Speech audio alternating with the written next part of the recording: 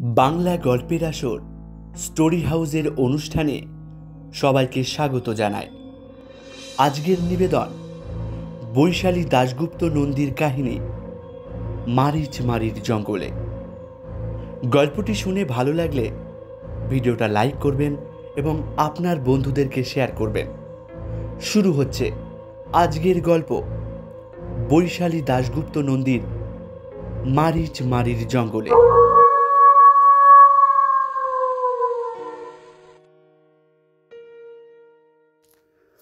মারিচমারির জঙ্গলের মাথায় তখন রূপোর থালার মতো চাঁদ উঠেছে।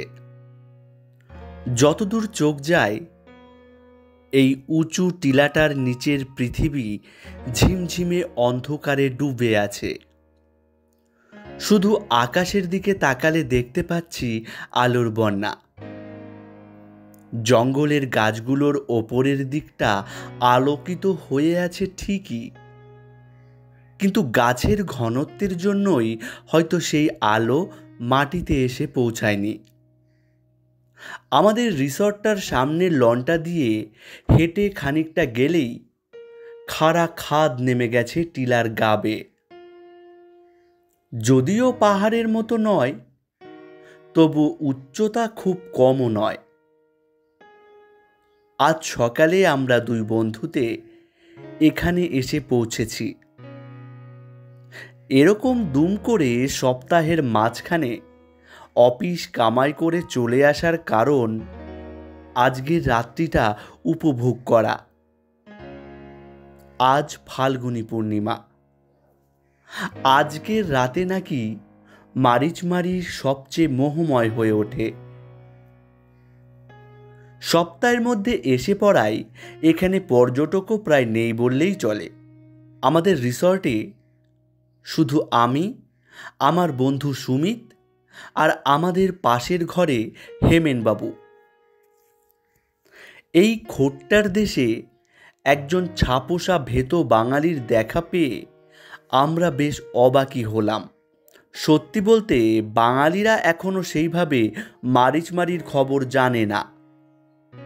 আমরা জেনেছি আমাদের অফিসের দারোয়ান শিবশরণের মুখ থেকে। শিবশরণ আশেপাশের কোনো এক গ্রামের বাসিন্দা। এখানকার নানা গালগল্প শোনায় প্রায়। সেই সব ছেঁকে নিয়ে সার পদার্থ যেটুকু পেয়েছি তাতে এখানে আসার জন্য আমরা উদগ্রীব হয়ে উঠেছিলাম। হেমেনবাবু শুনলাম কলকাতার সরকারি অফিসের কেরানি। একা মানুষ, বিয়ে থা করেননি, প্রায় এভাবে বেরিয়ে পড়েন একা একা। আজ দুপুরে খেতে গিয়ে ওর সঙ্গে আলাপ হলো। আমরা ঠিকই করেছিলাম আজ রাতে ডিনারের পর মারিচমারির জঙ্গলের আশপাশটা একটু ঘুরে দেখব। পূর্ণিমা রাতে সাদা জ্যোৎস্নায় কি অপরূপ রূপ নেবে মারিচমারি, তা ভেবেই আমাদের শিহরণ জাগছিল। খেতে বসে আমাদের এই আলোচনা শুনে প্রায় যেচেই আলাপ করলেন হেমেনবাবু। উদ্দেশ্য রাতের অভিযানে আমাদের সঙ্গ নেওয়া। এর আগেও প্রায় 12-5 পূর্ণিমায় মারিচমারি এসেছেন হেমেনবাবু, কিন্তু একা হওয়ায় কোনোবারই সাহস করে উঠতে পারেনি জঙ্গলে ঢোকার। জ্যোৎস্না রাত্রিতে রিসর্টের আশেপাশে ঘোরাফেরা করেই ফিরে আসতে বাধ্য হয়েছেন। তাই এবার আমার আর সুমিতের কথোপকথন শুনতে পেয়েই ঝাঁপিয়ে পড়েছেন সঙ্গী জোটার আশায়। আর আমরা তো এক পা বাড়িয়েই ছিলাম। তখনই ঠিক করে ফেললাম রাত ঠিক 10টার মধ্যে ডিনার করে আমরা বেরিয়ে পড়ব মারিচমারির পূর্ণিমা উপভোগ করতে। আমাদের ফুর্তির পথে বাধা হয়ে দাঁড়ালেন রিসর্টের ম্যানেজার রামখেলন। রিসর্টের বারান্দা থেকে জঙ্গলের মাথায় গোল চাঁদটা যেই মাত্র আমাদের হাতছানি দিয়ে ডাকতে শুরু করলো, যে যার ঘরের দরজায় তালা দিয়ে আমরা 3 অভিযাত্রী বাঙালি সন্তান গুটি গুটি হাঁটা শুরু করলাম বাইরে বেরোনোর গেটের দিকে। রাত 9টার মধ্যেই ডিনার সেরে রেডি হয়ে বসেছিলাম আমরা। হেমেনবাবু একটু দেরি করলেন বেরোতে। তাড়াতাড়ি বেরোতে যাব, বাধা দিলেন ম্যানেজার। कहाँ जा रहे हो साहब? আমি একটু বিরক্ত হলেও ওকে পুরো ব্যাপারটা জানালাম। শুনে ওর মুখে যে ভয় মেশানো বিস্ময়ের ভাব ফুটে উঠল, সেটা আমাদের বেশ অবাক করল। এবার ওর কথা থেকে যা আবিষ্কার করলাম, সেটা অনেকবার শুনেছি শিবশরণের মুখে। মারিচমারির জঙ্গল একটা সময় বেশ ভয়ের কারণ ছিল স্থানীয় মানুষের কাছে। এই জঙ্গলে বাস ছিল এক কুখ্যাত ডাকাতের, শিবা ডাকাত। সে তার দলবল নিয়ে ওত পেতে থাকত।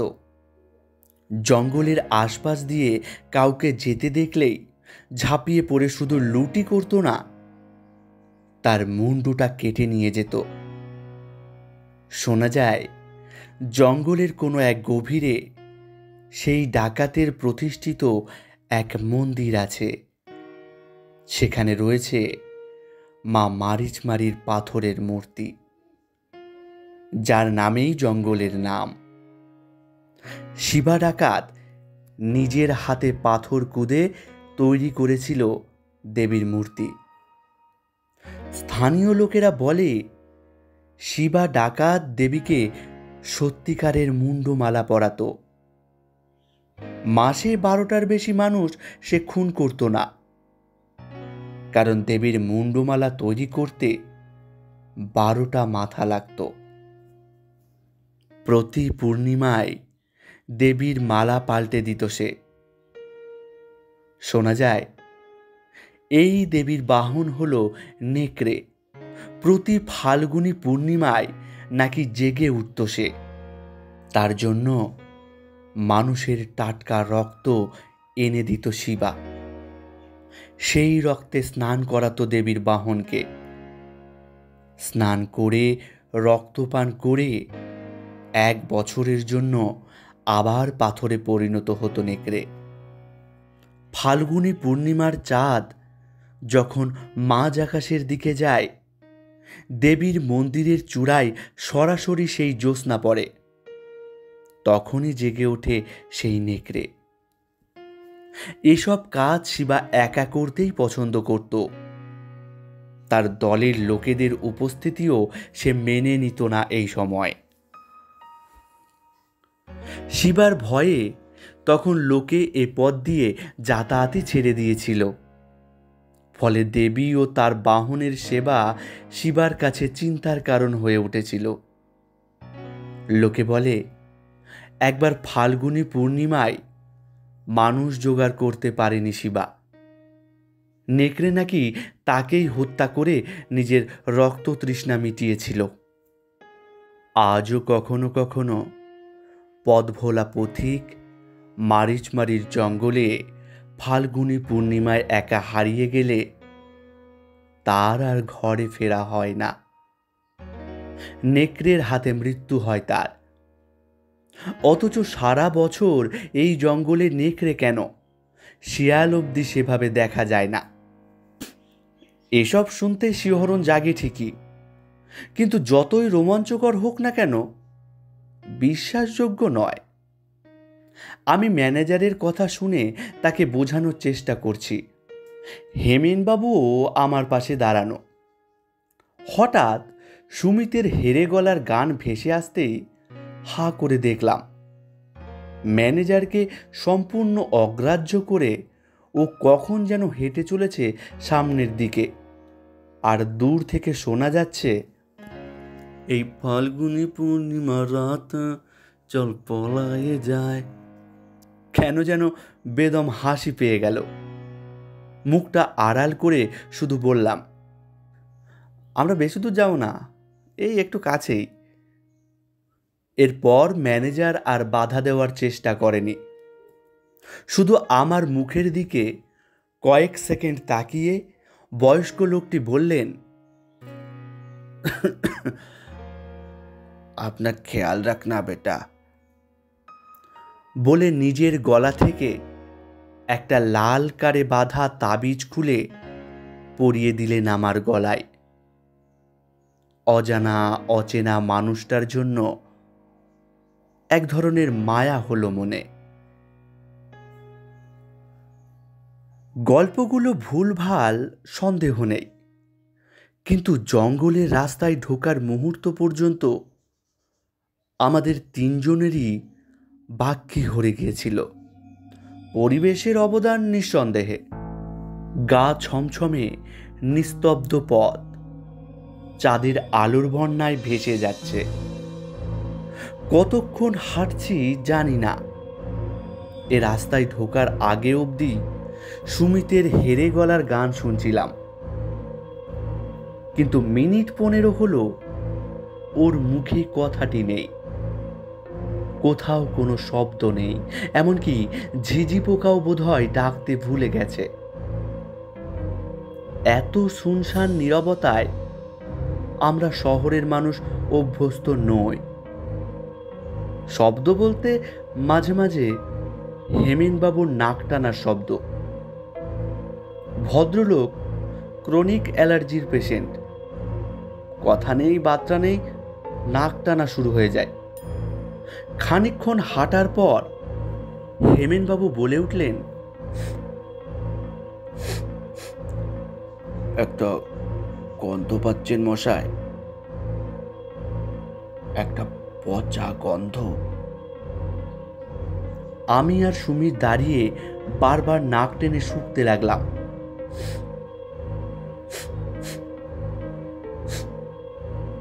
কিন্তু কোথায় কি, তেমন কোনো গন্ধই তো পেলাম না। হেমেনবাবু ততক্ষণে বেশ কিছুটা এগিয়ে গেছেন।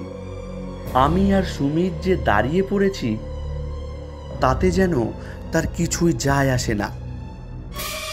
আমি সুমিতকে টানতে টানতে কিছুটা এগিয়ে এলাম। একটা ফোঁস-ফোঁস শব্দের টের পেলাম হেমেনবাবু নাক টেনে টেনে হয় সর্দি পরিষ্কার করার চেষ্টা করছেন, নয়তো কোনো গন্ধ শুকছেন।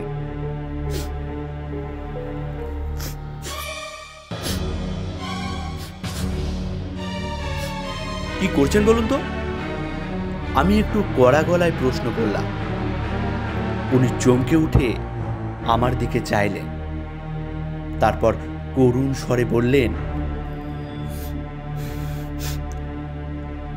মায়েরি বলছি, এখানেই ধারে কাছে কোথাও মন্দিরটা রয়েছে।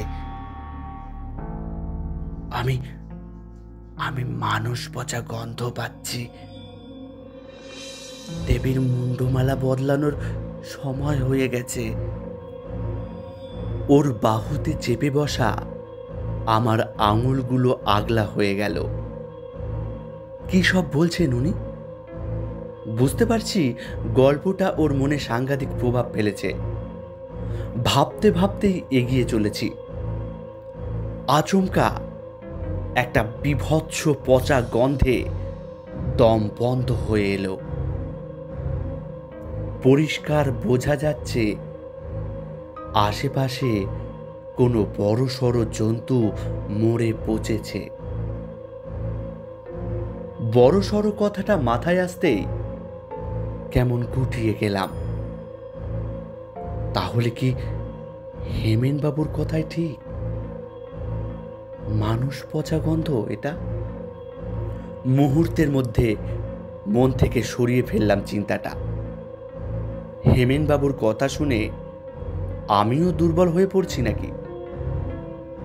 নিশ্চয়ই জঙ্গলের ভেতরে কোনো গরু মোষ পচেছে, এতে আর আশ্চর্য কি?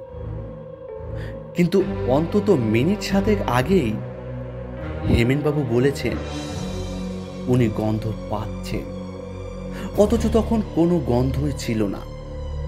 আমি বা সুমিত গন্ধ পাইনি। কি জানি, কোনো মানুষের ইন্দ্রিয় একটু বেশি স্পর্শকাতর হয়। এসব ভেবে মনকে প্রবোধ দেওয়ার চেষ্টা করছি। হঠাৎ একটা শব্দে তাকিয়ে দেখি সুমিত প্রচণ্ড জোরে দৌড়ে বাপাসের গাছগুলোকে পেরিয়ে আরো ভেতরে ঢুকে গেল। আমি চিৎকার করে ডাকলাম, সুমিত, আরে কোথায় যাচ্ছিস? কি হলো? কোনো উত্তর এলো না। নিস্তব্ধ জঙ্গলের গাছেদের গায়ে ধাক্কা খেয়ে আমার কথাগুলো প্রতিধ্বনিত হয়ে আমার কাছেই ফিরে এলো। আমি হতবাক হয়ে সামনের দিকে চাইলাম হেমেনবাবুর খোঁজে। আরে হেমেনবাবুই বা কোথায় গেলেন? জঙ্গলের জ্যোৎস্নায় ধোয়া গাছের পাতার আলো ছায়ার মধ্যিখানে কিং কর্তব্য বিমূঢ় হয়ে দাঁড়িয়ে রইলাম। এই প্রথম মনে হলো ম্যানেজারের কথা না শুনে আসা ঠিক হয়নি। তার উপরে হেমেনবাবুর পিছন পিছন কথায় কথায় এত ভিতরে ঢুকে পড়েছি যে ওকে ছাড়া বেরোতে পারবো কি না বুঝতে পারছি না। নিঝুম জঙ্গলে একটা পাতা নড়ারও শব্দ নেই, শুধু নিজের হৃৎপিণ্ডের ধুকধুকটা কানে আসছে যেন। কাপা গলায় ডাকলাম, সুমিত, হেমেনবাবু, কোথায় আপনারা? আমাকে আমাকে ভয় দেখানোর চেষ্টা করে কোনো লাভ নেই। শুকনো গলায় একটু হাসার চেষ্টা করলাম, কিন্তু হাসিটা ঠিক মতো ফুটল না। ওপাশ থেকে কোনো প্রত্যুত্তর এলো না। বারবার মনে হচ্ছিল এই বুঝি সুমিত হাসতে হাসতে বেরিয়ে এলো ঝোপের আড়াল থেকে। কিন্তু না, এইভাবে আরো বেশ কিছুক্ষণ কাটল। এবার এখান থেকে ফেরার উদ্যোগ নিতে হয়। হাতঘড়ির দিকে তাকিয়ে দেখি রাত 12টা 5 বেজে বন্ধ হয়ে গেছে। সেকেন্ডের কাঁটাটা স্থির হয়ে আছে। এতক্ষণ ঘড়ির দিকে তাকায়নি, তাই এখন কটা বাজতে পারে সে সম্পর্কে কোনো ধারণা পাচ্ছি না। যেভাবেই হোক এখান থেকে বেরিয়ে রিসর্টে খবর দিতে হবে। হেমেনবাবু আর সুমিতকে খোঁজার জন্য লোকজন নিয়ে আসা দরকার। কিন্তু রাস্তা খুঁজতে গিয়ে যদি পথ হারিয়ে ফেলি? যদিও শুনেছি এই জঙ্গলে তেমন হিংস্র জন্তুর ভয় নেই, তবুও রাত বিরাত একা জঙ্গলে হারিয়ে যাওয়াটা খুব আনন্দের অনুভূতি বয়ে আনবে না।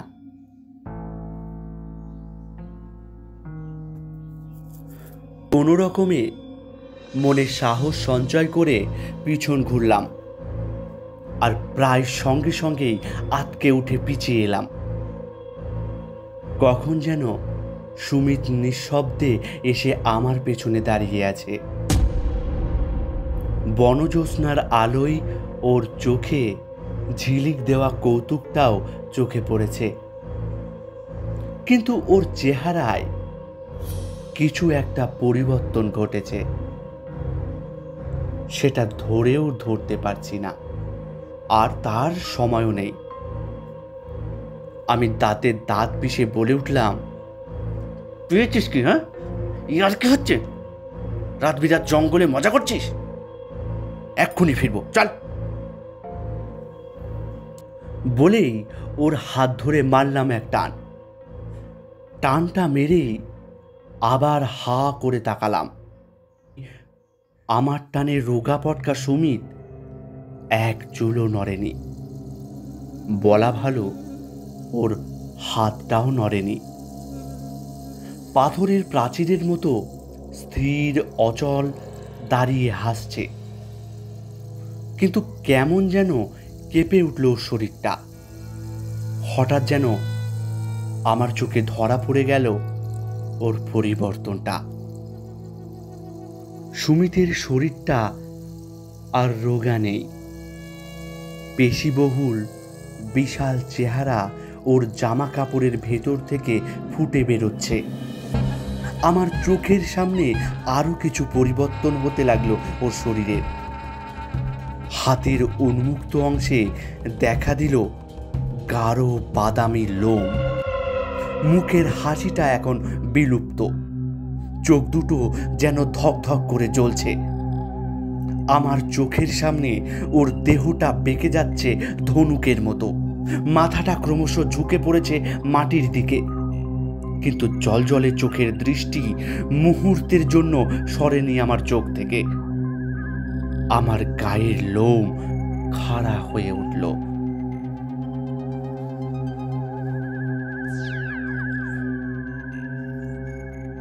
ওয়ারলুফ। প্রচুর বিদেশি ফিল্ম দেখার সুবাদে সুমিতের পরিবর্তনটা চিনতে আমার দেরি হয়নি। কিন্তু সুমিত, গত 8 মাস ধরে আমাদের অফিসে কাজ করছে সুমিত। তার মধ্যে গোটা 3 জায়গায় ওর সঙ্গে বেড়াতে গেছি আমি, কিন্তু এরকম অদ্ভুত দৃশ্যের সাক্ষী হইনি কখনো। নড়বার ক্ষমতা হারিয়ে ফেলেছি, নিজের চোখের উপর বিশ্বাস হারিয়ে ফেলেছি। ফিল্মে দেখা একরকম, আর বাস্তবে চোখের সামনে এ দৃশ্য যে কতটা অস্বস্তি তৈরি করে তা না দেখলে বোঝানো সম্ভব নয়। সুচলো মুখটা আকাশের দিকে তুলে রূপোর থালার মতো চাঁদটার দিকে একবার দেখে নিল। সুমিত, সুমিত, একে কি আর সুমিত বলা যায়? এখন সম্পূর্ণ একটা পূর্ণবয়স্ক নেকড়েতে পরিণত সে। চাঁদটাকে দেখে মুখ উঁচু করে রক্ত জল করা এক হুঙ্কার ছাড়ল প্রাণীটা। হুঙ্কারের শব্দে হঠাৎ স্তম্ভিত ফিরে এলো আমার। পালাতে হবে, এটা মাথায় আসতেই দিক বিদিক জ্ঞান শূন্যের মতো ছুট দিলাম। ছুটতে ছুটতে কোথায় চলেছি জানি না। নেকড়ের হাতে প্রাণ খোয়ানোর কোনো ইচ্ছেই নেই আপাতত, তাই অন্তত রাতটুকু গা ঢাকা দিয়েই থাকতে হবে। বেশ কিছুক্ষণ দৌড়ানোর পর থামলাম। আর দম নেই, আর এক পাও দৌড়ালে আমার হৃৎপিণ্ড ফেটে যাবে। ধপ করে বসে পড়লাম মাটির উপর।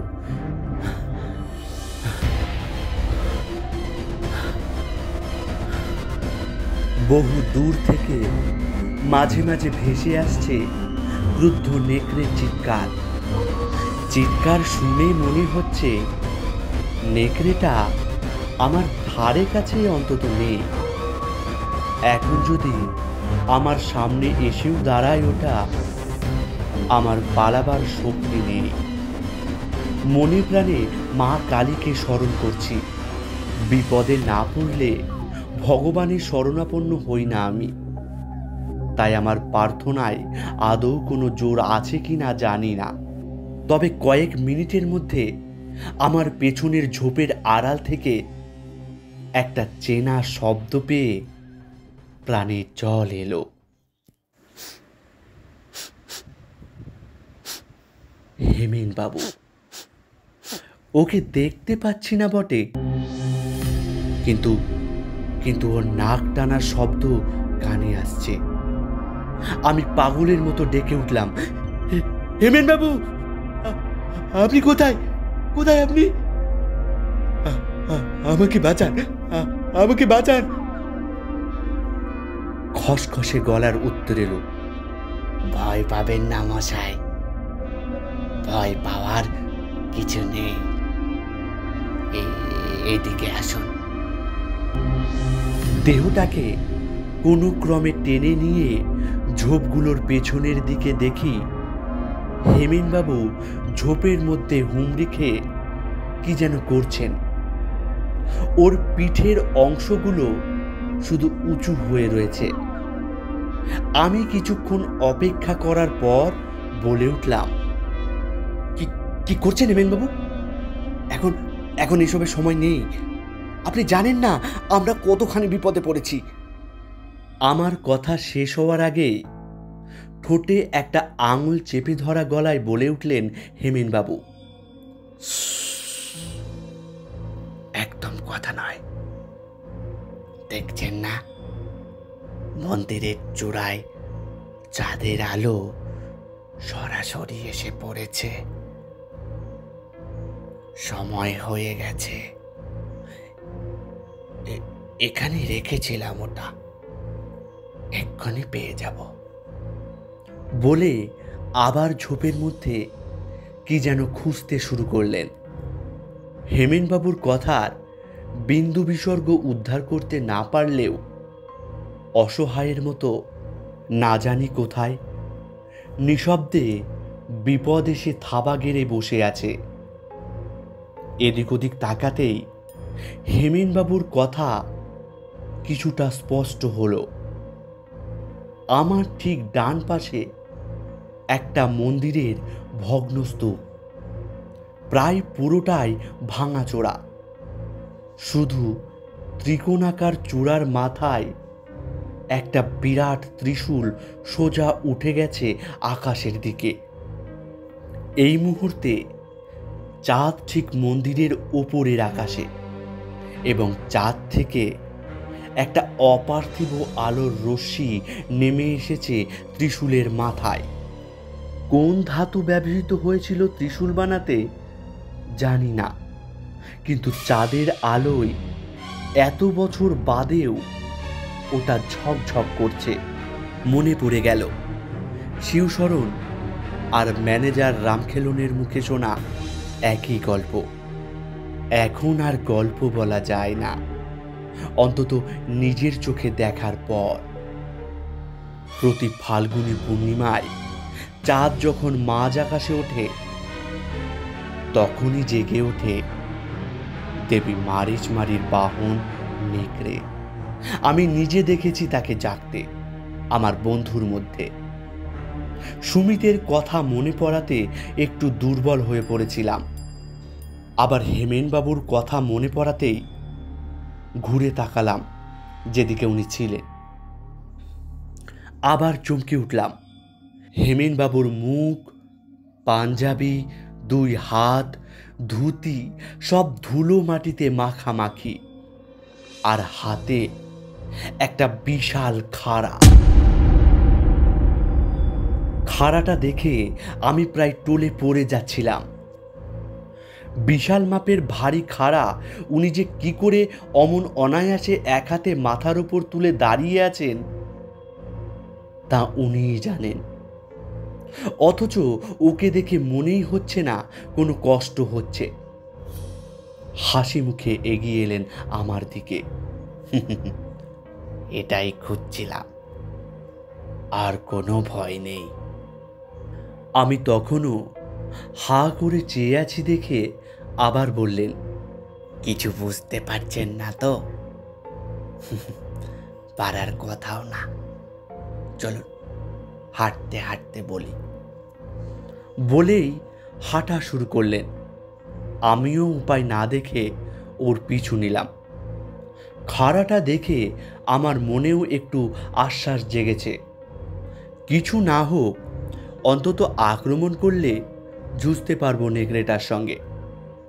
কিন্তু খাড়াটা যে ওখানে ঝোপের মধ্যে মাটির নিচে পুঁতে রাখা ছিল, সেটা হেমেনবাবু জানলেন কি করে?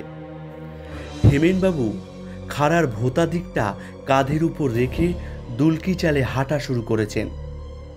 দেখে মনে হচ্ছে উনি হাতের তালুর মতো চেনেন এই জঙ্গলকে। আমি ওকে অনুসরণ করলাম। জানেন মশাই, এই আপনার বন্ধু সুমিত বাবু লোক সুবিধার না। উনি এর আগেও এসেছেন এখানে। লোকটা বলে কি? সুমিত তো নিজেই শিবশরণের কথা শুনে এত উৎসাহ দেখালো এখানে আসতে। একবারও তো মনে হলো না জায়গাটা ওর চেনা। হেমেনবাবু বলে চলেছেন, শিবা ডাকাত মরে যাওয়ার সঙ্গে সঙ্গে মারিচমারির মন্দিরের পুজো বন্ধ হয়ে যায়, কিন্তু মায়ের বাহনের মধ্যে যে রক্ত তৃষ্ণা সে জাগিয়ে দিয়ে গিয়েছিল তার উপশম হলো না।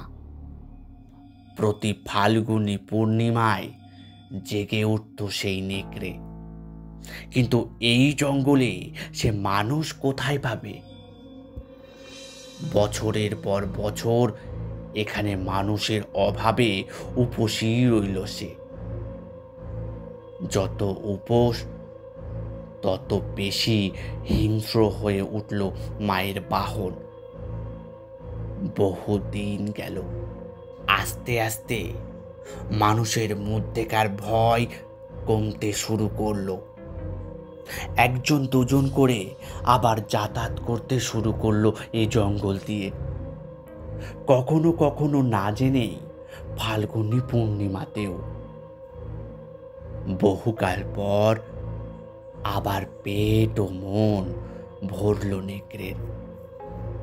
কিন্তু দু চারবার এমন হতেই আবার মানুষের মনে ভয় ঢুকে গেল। মুখে মুখে নানা প্রকার ভীতিপদ কাহিনী প্রচার হলো। আবার ঢোকা বন্ধ হলো জঙ্গলে। ঠিক এই সময়ই যাতায়াত শুরু করলেন আপনার বন্ধু সুমিত বাবু। সব দেখে শুনে গেলেন। তারপর এক রাতে সাকরেদদের নিয়ে এসে ঢুকলেন এই জঙ্গলে। মায়ের মন্দির অপবিত্র করে প্রবেশ করলেন ভেতরে। মায়ের মূর্তি চুরির ইচ্ছেই ছিল মূর্তি চোরদের, কিন্তু মূর্তির ওজন সম্পর্কে ধারণা ছিল না বোধ হয় ওদের। চারজনের পক্ষে সম্ভব হলো না মাকে নিয়ে যাওয়া, কিন্তু না পেয়ে নিয়ে গেল মায়ের বাহনকে। এটা ছিল সুমিত বাবুর জীবনের সেরা ভুল। প্রতি বছর ফাল্গুনী পূর্ণিমায় ফিরে ফিরে আসতে হলো ওকে। সঙ্গে নিয়ে আসতেন কোনো না কোনো সঙ্গীকে। রাতের এক সময় জঙ্গলে ঘুরতে আসার নামে ঢুকে নিজের সঙ্গীকে খুন করে রক্তে স্নান করে নিজের নেশা পূরণ করে সে। গত 5 বছর ধরে এই চলছে। আজ ওর শিকার হতে চলেছেন আপনি। ম্যানেজার বাবুর দেওয়া মাদুলিটা আপনাকে এখনো পর্যন্ত রক্ষা করেছে। সেই জন্যই একটু আগে আপনি যখন ওকে ছুঁয়েছিলেন কেঁপে উঠেছিল প্রাণীটি। আমার চোয়াল বিস্ময়ে ভয়ে ঝুলে পড়েছে। কিন্তু আপনি আপনি এত কিছু। কথা শেষ হলো না আমার। ঘুরে দাঁড়ালেন হেমেনবাবু। আরে এ কি দেখছি? আমার চোখ কি আমার সঙ্গে বিশ্বাসঘাতকতা করছে, নাকি আমি কোনো দুঃস্বপ্ন দেখছি? কোনো এক ভোজবাজিতে হেমেনবাবুর ক্লিনশেভ মুখে এখন এলোমেলো দাড়িগো, ঝাঁকড়া চুল ঢেকে ফেলেছে কপাল। কপালের উপর একটা সাদা ফেটটি বাঁধা। তাতে চুলগুলো একটু উঁচু হওয়াতে কপালের ঠিক মধ্যিখানে তেল সিঁদুরের টিকা স্পষ্ট দেখা যাচ্ছে। কোথায় ধুতি পাঞ্জাবি, কোথায় কি। তেল চকচকে খালি গায়ে খাটো কাপড় পরনে যে আমার সামনে খাড়া হাতে দাঁড়িয়ে আছে, তাকে দেখেই মনের মধ্যে একটাই নাম জাগলো, শিবা ডাকাত। আমার হাঁটু কাঁপতে শুরু করলো। আজ এই মায়াবী রাতে আর কি কি আছে কপালে কে জানে। হেমেনবাবু থুরি শিবা ডাকাত এগিয়ে এলো আমার দিকে। তারপর গমগমে কণ্ঠে পরিষ্কার বাংলায় বলে উঠল, ভাবছেন কি মশাই, শিবা ডাকাত ছিল খাস বাংলাদেশের লোক। জীবিকার জন্য পড়েছিল এই রাজ্যে। তার আসল নাম ছিল হেমেন্দ্র মজুমদার। তাই বাঙালি হয়ে ছাপোষা বাঙালির ভূমিকায় অভিনয় করাটা কি খুব কঠিন? যাকগে, এসব ছাড়ো। অভিশপ্ত প্রাণীটাকে আজ রাতেই শেষ করতে হবে। যে তৃষ্ণা আমি জাগিয়েছিলাম ওর মধ্যে, সেই তৃষ্ণার অবসানও হবে আমারই হাতে। সেদিন যদি একটু সতর্ক হতাম, তাহলে নেকড়েটার সাধ্যি ছিল না আমাকে খুন করে। কিন্তু মায়ের পুজো মুন্ডমালার অভাবে অসমাপ্ত থেকে যাওয়ায় মনটা খুব বিক্ষিপ্ত ছিল। সেই সুযোগটাই নিয়েছিল শয়তানটা। কিন্তু আর নয়, আজকেই ওর শেষ দিন। মা মারিচমারির খাড়া ছাড়া আর কিছুতেই মরবে না ও। প্রতি পূর্ণিমার মতো সেই রাতেও মায়ের খাড়াটা আমি লুকিয়ে রেখেছিলাম ঝোপের নিচের মাটির তলায়। ওখানেই থাকতো ওটা বরাবর। মানুষ মারতে ওটাই ব্যবহার করতাম আমি। শুধু পূর্ণিমার পুজোর সময় মায়ের হাতে দিতাম ওটা। যাই হোক, সময় আর বেশি নেই। একটা কাজ করতে হবে আপনার। মাদুলির ভয়ে সামনে আসতে পারছে না শয়তানটা। ওটা খুলে ফেলতে হবে গলা থেকে। কোনো ভয় নেই আপনার, আমি আছি। বলতে বলতেই এক হ্যাচকা টানে আমার গলা থেকে লাল সুতোয় বাঁধা মাদুলিটা ছিঁড়ে এনে দূরে ছুঁড়ে ফেলে দিল শিবা ডাকাত। অর্থাৎ শেষ বর্মটুকুও আর নেই আমার দেহে। কয়েক মিনিট দুজনেই মুখোমুখি স্থির দাঁড়িয়ে রইলাম। তারপর একটা মৃদু সরসর শব্দ কানে এলো আমার পিছন থেকে। আমি জানি সাক্ষাৎ মৃত্যুর মতো আমার পিছনে এসে দাঁড়িয়েছে সেই নেকড়ে, যে কোনো মুহূর্তে ঝাঁপিয়ে পড়ে আমার গলার নলি ছিঁড়ে ফেলবে। তারপর সেই টাটকা গরম রক্তে স্নান করে নিজের তৃষ্ণা মেটাবে। আর পথ নেই। ঢোক গিলে চোখ বন্ধ করে অপেক্ষা করতে লাগলাম অন্তিম মুহূর্তে। আমার সামনে শিবা ডাকাত তখন উপরের দিকে নাক তুলে শব্দ করে কিছু শুকছে। তারপর ফিস ফিস করে বলে উঠল, সময় হয়ে গেছে। শয়তান আমাদের খুব কাছে। খুব সাবধান রোহন বাবু। বলতে না বলতে একটা বিকট গর্জন করে পিছন থেকে আমার ঘাড়ে এসে পড়ল প্রাণীটা। মাটিতে পড়ে যেতে যেতে টের পেলাম প্রচণ্ড ভারী প্রাণীটার ধারালো নখগুলো বিঁধে যাচ্ছে আমার পিঠে। বুনো বোটকা গন্ধে আমার দম বন্ধ হয়ে এলো।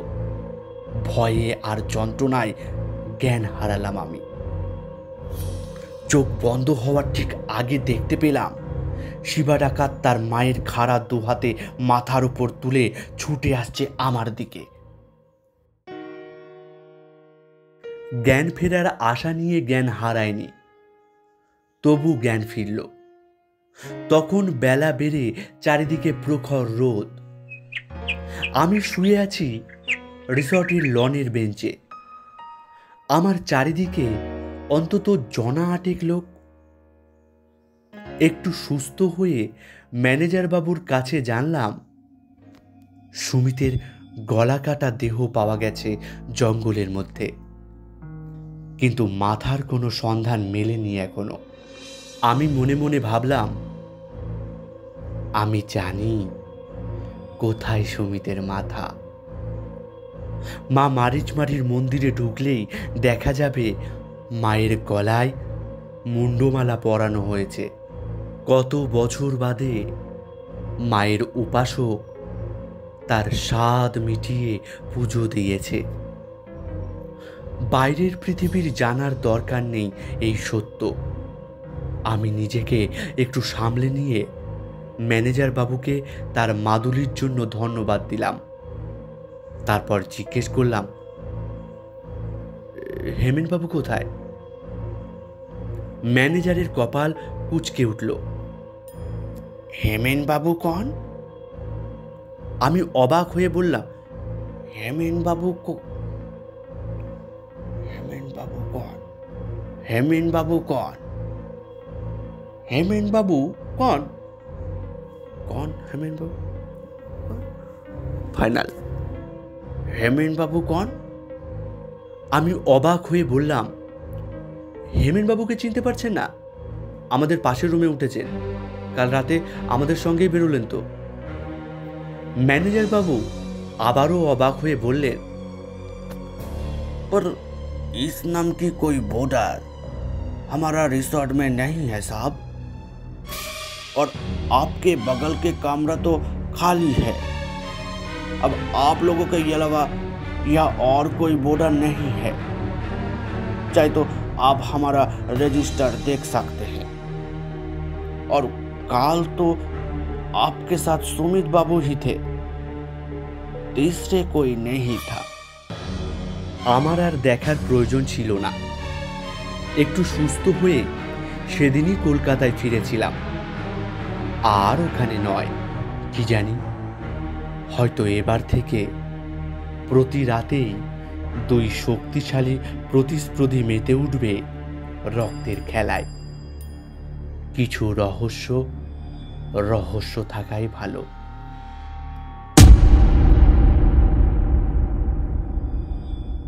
শুনছিলেন বৈশালী দাশগুপ্ত নন্দীর কাহিনী মারিচ জঙ্গলে। যে সমস্ত শ্রোতা বন্ধুরা স্টোরি হাউস ইউটিউব চ্যানেলটিকে সাবস্ক্রাইব করেননি, তাদের উদ্দেশ্যে আমার বিনীত অনুরোধ, চ্যানেলটিকে সাবস্ক্রাইব করে আমার পাশে থাকবেন এবং আমাকে উৎসাহিত করবেন, আমি যেন আরও সুন্দর ভিন্ন স্বাদের গল্প আপনাদেরকে উপহার দিতে পারি। আবারও নতুন একটি গল্প নিয়ে খুব তাড়াতাড়ি হাজির হব আমি, তুষার। সবাই ভালো থাকবেন, সুস্থ থাকবেন। নমস্কার।